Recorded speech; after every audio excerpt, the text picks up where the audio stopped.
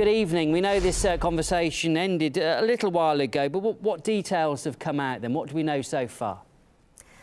Well, Andrew, President Trump was scheduled to speak to 5 world leaders today, but his phone call with President Putin was undoubtedly the most anticipated one, and some would even argue the most important one.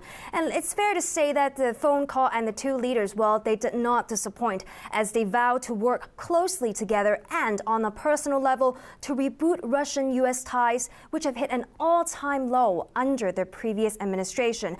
And the 2 leaders are expressing their willingness to do that, starting with Syria. Well, Trump was quoted as saying that he supports improving the real cooperation between Moscow and Washington to defeat ISIS and other terrorist groups in Syria.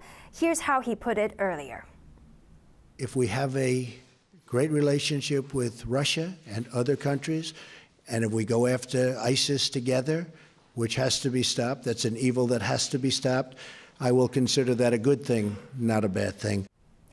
We've also been reading reports that Trump will very soon sign an executive order to get his team to come up with a strategy to defeat ISIS within 30 days. Of course, it's too early now to guess what will be included in his strategy. But a few days ago, Trump did suggest setting up safe zones in Syria to help the people there. Here.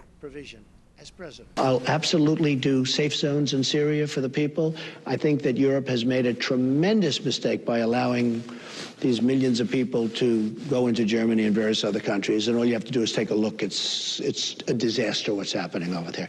Well, judging on that soundbite, it may sound like setting up safe zones is a good idea. But what Trump did not elaborate on is that it may lead to an escalation of American military involvement in the Syrian conflict, as safe zones would mean that there will be isolated territories set up within Syria but under U.S. control.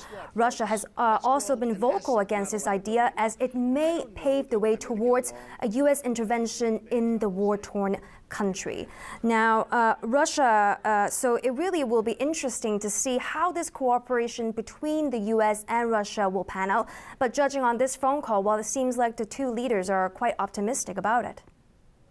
Sure. OK, thanks, Emily. That was RT's Emily Sue.